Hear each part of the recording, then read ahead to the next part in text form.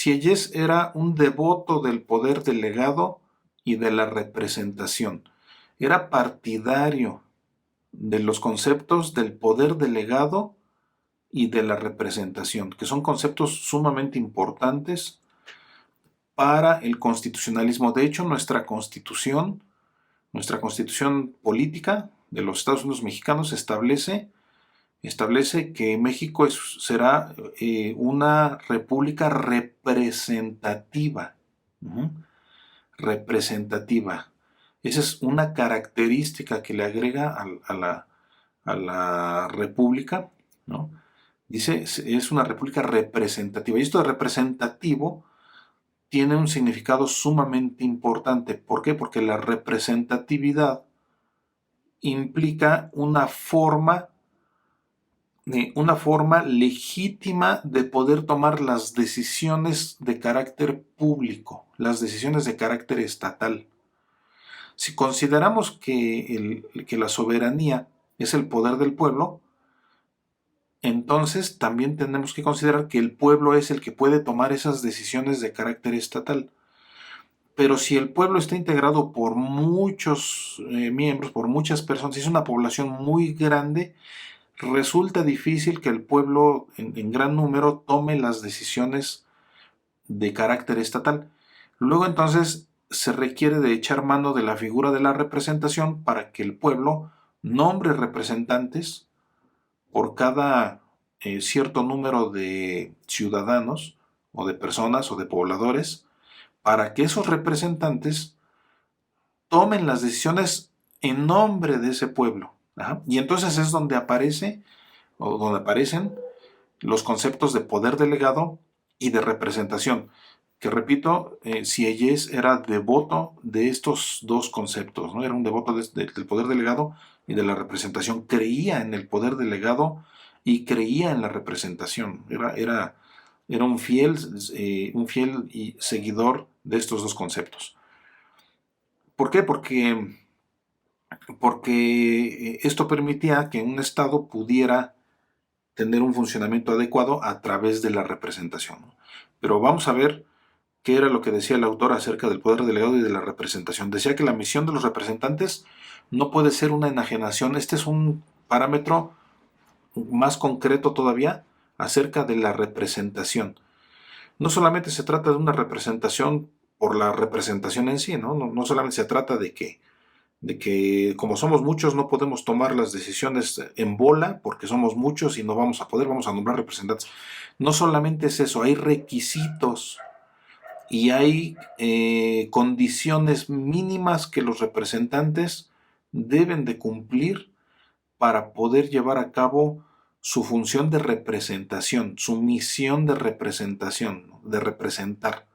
Y la primera característica, o más bien la primera condición, es que esta representación no puede ser una enajenación. No puede ser una enajenación, no puede salirse de los límites establecidos, ¿no? Dice que la misión de los representantes es libre, revocable y limitada a voluntad de los electores. Libre, revocable y limitada a voluntad de los electores. ¿Qué significa esto? Que los electores, que son los que tienen la soberanía, que son los del pueblo, que son el pueblo, que son los que le dan la representación a otras personas para que tomen decisiones en su nombre, ellos mismos pueden revocar esa misión de los representantes. Y por eso esa misión de los representantes está limitada, no es eterna, no es para siempre, porque solamente es temporal, esa soberanía, ese ejercicio de la soberanía que le corresponde al pueblo, es ejercida temporalmente por los representantes. Por eso es revocable y por eso es limitada. Y aquí también surge un órgano importante, que es la Asamblea General de Representantes. Asamblea General de Representantes. Que Sieyès decía que era el órgano legítimo de la voluntad nacional. Y esta Asamblea de Representantes, esta Asamblea General de Representantes, son los que pueden tomar la decisión a nombre del pueblo, a nombre del pueblo. Pero repito, el pueblo es el que les dio, en uso de su soberanía, les dio la facultad a estos representantes de tomar esas decisiones. Y cuando esa toma de decisiones a nombre del pueblo se hace dentro de los parámetros que el mismo pueblo le ordenó, entonces estamos hablando de un órgano legítimo. Este órgano, la Asamblea General de Representantes, se legitima cuando no enajena la representatividad, cuando no la perjudica, cuando no la vulnera, cuando se mantiene dentro del mandato del pueblo. Ajá. Y también esta Asamblea General de Representantes, cuando reúne estas características que estamos diciendo, cuando la Asamblea General de Representantes se apega al encargo del pueblo soberano, al encargo que le hizo el pueblo soberano, entonces esta Asamblea General de Representantes tiene derecho a otorgar las leyes, a producir las leyes a la nación, dice si ella es, nada escapa a su poder. O sea, es para todos, ¿no? Para todos los integrantes de esa nación. Claro, el requisito es primero que esta representatividad se lleve a cabo en términos de lo ordenado por quién, por el pueblo que es el que tiene el poder soberano, que es el que tiene la soberanía, y es el que le ordena al representante hacer tal cosa. Ajá. Ese es el que le ordena. De tal manera que entonces estos parámetros, que son los que establecía Sieyès, son de suma importancia porque nos dan una idea acerca del fundamento del poder constituyente. Vamos a ver por qué. Dice Sieyès que para organizar el gobierno es necesario añadir el interés que tiene la nación en que el poder delegado no pueda nunca convertirse en nocivo para sus comitentes. ¿Qué significa esto?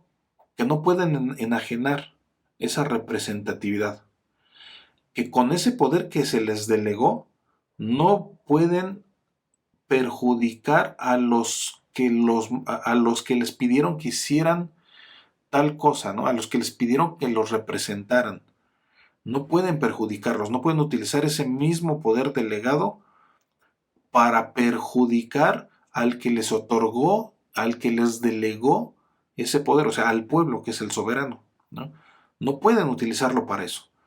Luego entonces, en el caso, por ejemplo, de este órgano que tiene la soberanía delegada, que es el poder constituyente, no puede salirse del encargo específico que le hizo el pueblo a este órgano. No puede salirse de ahí. Es decir, si el pueblo le encarga a los representantes elaborar una constitución, los representantes tienen que elaborar específicamente eso y hasta ahí. En cuanto terminen de elaborar ese documento, hasta ahí termina su trabajo y desaparece. Por eso el poder constituyente originario termina con su trabajo, cumple con su función y desaparece. Es un órgano efímero y transitorio. Ya lo habíamos visto. Pero bueno, aquí está el fundamento precisamente, ¿no? Entonces dice Sieyès, el representante no debe perjudicar al representado. Claro, esto suena hasta lógico, ¿no? Esto suena lógico. En el mundo del derecho, en el mundo jurídico, muy frecuentemente opera la figura del representante y del representado. Muy frecuentemente, sobre todo cuando se trata de personas morales, o cuando se trata de un grupo de personas, sobre todo, pero también puede suceder para representar a personas en lo individual, por supuesto, pero ocurre muy frecuentemente, ¿no? Y la idea es precisamente de que el representado le ordena al representante ejecutar tal cosa, y el representante no puede ejecutar una cosa diferente, no puede. Porque si lo hiciera, en primera, si lo hiciera, estaría faltando a lo ordenado por su representado, en primera. Y en segunda, puede potencialmente perjudicar a su representado, ¿no? puede potencialmente, ¿no? Por eso de pronto vemos en las cartas poder, en las cartas poder esos formatos que venden en la papelería, de pronto vemos que dice esa carta poder, dice, otorgo poder a mi representante fulano de tal para que haga lo siguiente, y ahí se tiene que especificar qué es lo que va a hacer, ¿no? Para eso se le pone qué es lo que va a hacer, ¿no? Aquí le voy a poner qué es lo que va a hacer en mi nombre y representación. No puede hacer otra cosa. Ajá. Por eso se especifica lo que tiene que hacer. Entonces, esto tiene esta característica de la representatividad, que el ejemplo que les di es una representatividad más de carácter civil, pero en esencia tiene un mismo origen como la representatividad de forma estatal o estatal o pública. En esencia lo que se está diciendo es que el representante no debe perjudicar al representado, ¿no? ¿Por qué? Porque si lo hace, estaríamos ante un caso en el que el representante estaría saliéndose de lo que le ordenó el representado. ¿Ah? Estaría desobedeciendo lo que le ordenó el representado. En este caso, hablando de una representatividad pública, el representado es el pueblo y el representante es el que elabora las leyes o el que elabora la constitución. O sea, el representante es el constituyente. Si el pueblo, que es el representado, le ordenó a un grupo de personas que elaborara una constitución, incluso con ciertas características, y si el representante cumple con eso, luego entonces el documento que produce el representante se convierte en un documento legítimo. ¿Por qué? Porque se apegó precisamente al mandato del pueblo soberano. Esta es una característica importante que nos explica el fundamento del poder constituyente, sobre todo del originario, ¿no? También dice Sieyès que el gobierno debe someterse a las reglas que garanticen su actuar acorde con su finalidad. Esto ya es un poco después, ¿no? Cuando hablamos de gobierno, hablamos de poderes constituidos, por supuesto, porque ya quedamos que los poderes constituidos sí gobiernan, mientras que el poder constituyente no gobierna. Entonces, al hablar de gobierno estamos hablando de poderes constituidos y estamos hablando en términos generales del poder ejecutivo, legislativo y judicial. Estos tres poderes, entonces, de acuerdo a lo que dice el autor, deben someterse a las reglas que garanticen su propia actuación de acuerdo con su finalidad. ¿Cuál es esa finalidad? La que les puso el poder constituyente, en este caso originario, y, o lo que es lo mismo, la finalidad que le impuso el pueblo soberano a través del poder constituyente. Porque recordemos que el poder constituyente, los constituyentes, son representantes del pueblo, nada más. Lo que significa que lo que el constituyente diga o haga en representación del pueblo, en realidad es como si lo estuviera haciendo el pueblo. Luego entonces, las reglas o la finalidad que se le imponen a los poderes constituidos son reglas que vienen o que tienen un origen desde el pueblo, desde la soberanía del pueblo, ¿no? Entonces, vean cómo aquí está de acuerdo con el autor, está el fundamento precisamente, en este caso, de los poderes constituidos, pero que parten del poder constituyente, ¿no? Si no se apegan a esa finalidad, su actuar sería ilegal. Sería ilegal. El poder constituido no puede separarse, de sus finalidades, o trasladado esto a un lenguaje constitucional actual, nosotros diríamos que el gobierno o el funcionario público no puede separarse de sus atribuciones. No puede separarse de sus atribuciones. ¿Por qué? Porque estas atribuciones están contenidas en la parte orgánica de la Constitución. Estas atribuciones se las impuso el pueblo a través de su representante, que fue el poder constituyente, en este caso originario. De lo contrario, dice Sieyès, su actuar sería ilegal, pero ya trasladado esto a un lenguaje actual, nosotros tendríamos que decir que de lo contrario su actuar sería inconstitucional. Inconstitucional.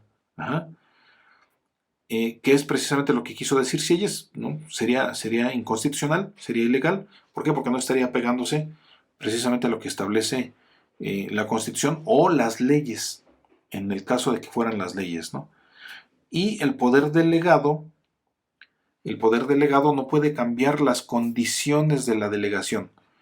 Es decir, el representante tiene un poder delegado, por supuesto, que se lo delegó aquel que sí lo tiene, que es el pueblo. Pero se lo delegó bajo ciertas condiciones, bajo ciertas características. Si el representante usa ese poder para modificar las condiciones de esa representación o de esa delegación, de acuerdo a lo que dice Sieyes, si lo utiliza para cambiarlas, esto estaría siendo una vulneración al mandato precisamente, por eso no puede hacerlo. El ejemplo sería que el pueblo escoge una serie de representantes, un grupo de representantes para elaborar una constitución, y en lugar de elaborar una constitución elaboran otra cosa, ¿no? Cambian las condiciones. Y entonces lo otro que elaboran, en lugar de elaborar una constitución, elaboran un código penal, ¿no? Entonces no fue lo que se les encargó un código penal, se les encargó una constitución. Luego entonces, como variaron su mandato, como cambiaron las condiciones de la delegación, ese documento deja de ser obligatorio y deja de tener legitimidad para aplicarse. ¿Cuál documento? El Código Penal, porque no fue un Código Penal lo que se les pidió, fue una constitución. Entonces, la legitimidad del producto del representante, la legitimidad del producto de la actuación del representante, depende de que el representante se apegue a las órdenes que le dio su representado, porque el representado es el que tiene el que tiene el verdadero poder público, el que tiene la soberanía. ¿Ah?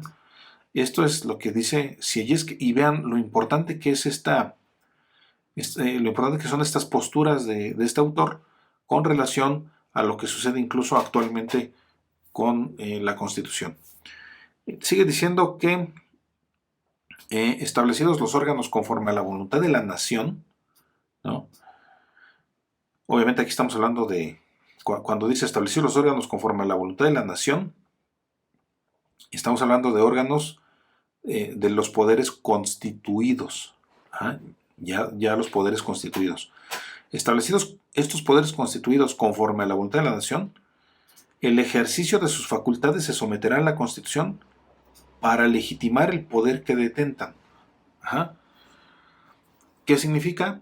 Que los poderes constituidos, ejecutivo, legislativo y judicial, tienen que someterse a lo que dice la propia Constitución. ¿Por qué? Porque la Constitución, específicamente en su parte orgánica, establece las atribuciones y las funciones y las tareas, las actividades, las finalidades del gobierno o de los titulares de las diferentes áreas u órganos del gobierno, y por eso deben apegarse ahí. Estos órganos deben apegarse a lo que establece la Constitución para que pueda ser legitimado el poder que detentan.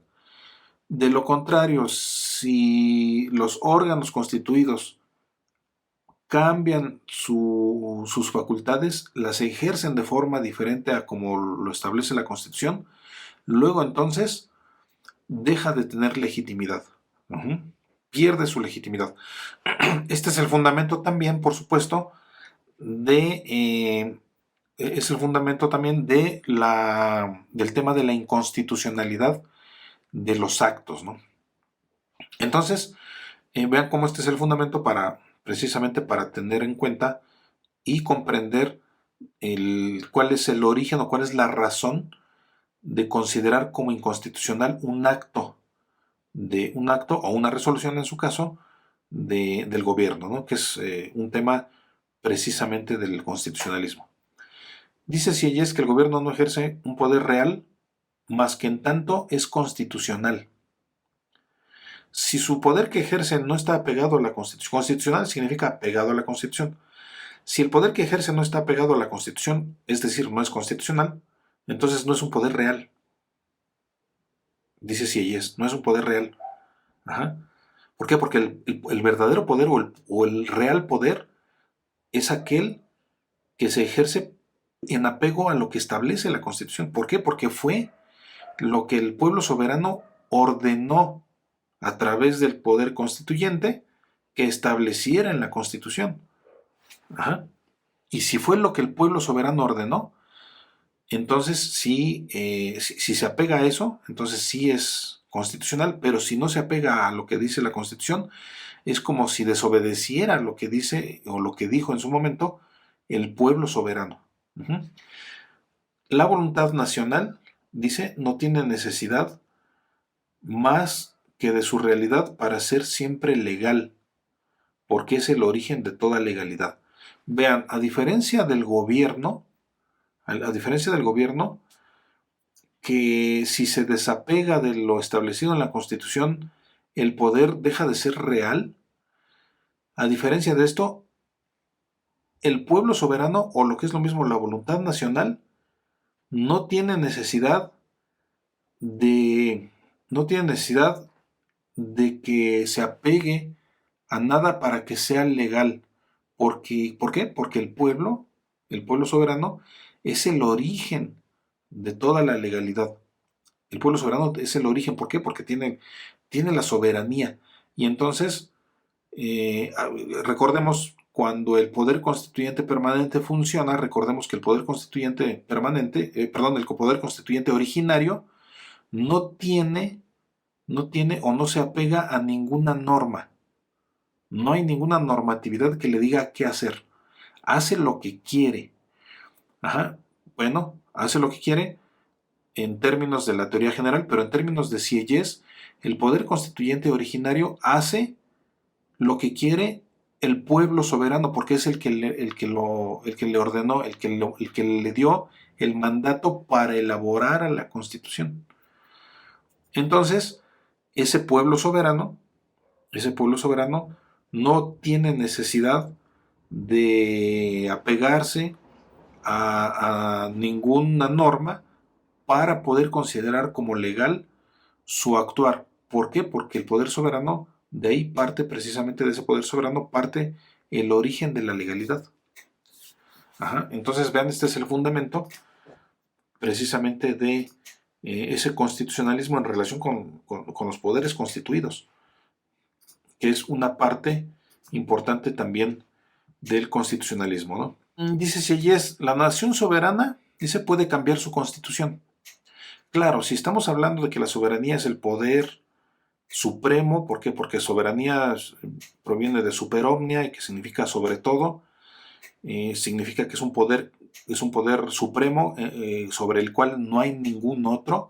Si consideramos eso y si consideramos que esa soberanía pertenece al pueblo o a la nación, como dice Sieyès, ¿no? Sieyès no utiliza el vocablo pueblo, utiliza el vocablo nación. Si consideramos que la nación entonces tiene ese poder supremo, luego entonces esa nación, con ese poder supremo, puede cambiar su constitución. La puede cambiar. Puede cambiar de opinión y puede decir, esta constitución ya no me gusta, ahora la voy a cambiar. Uh-huh. La nación ejerce su voluntad de manera libre. ¿Por qué? Porque precisamente tiene el ejercicio del poder. La soberanía reside originalmente en la nación, o lo que es lo mismo en el pueblo. ¿Ah? Por eso la ejerce de manera libre, no hay ninguna reglamentación que se lo impida. Uh-huh. La nación solo tiene necesidad de cumplir las características naturales de una voluntad. Aquí estamos atendiendo, se acerca más bien el autor a una situación de carácter filosófico del derecho natural, en donde la justificación de que el pueblo pueda hacer esto es de que el pueblo es el que tiene de manera natural, la voluntad. Ajá. Por eso dice, la nación solo tiene necesidad de cumplir las características naturales de una voluntad. Lo único que tiene que hacer la nación es manifestar su voluntad. La nación o el pueblo, ya quedamos, es manifestar su voluntad, decir qué es lo que quiere hacer. Esa es la voluntad. O sea, ¿por qué? Porque tiene la soberanía, ¿no? Tiene la soberanía, que es el pueblo o la nación. Lo único que tiene que hacer es manifestar su voluntad. ¿Qué es lo que quieres hacer? Una constitución. Ajá. ¿Cómo quieres que sea tu pueblo, tu estado, democrático, federal? ¿Cómo quieres, no? Establécelo, ¿no? Y dice, la nación es independiente bajo cualquier circunstancia. Esto es hablando de la nación, que aquí la nación es sinónimo de pueblo, no de estado. El estado ya hemos visto, el estado es población, territorio y gobierno, ajá, pero aquí la nación es el pueblo, que es el que tiene la soberanía, y por eso la nación es independiente bajo cualquier circunstancia, de acuerdo al autor. Y solo basta la voluntad de la nación o del pueblo para que cualquier derecho pierda aplicación.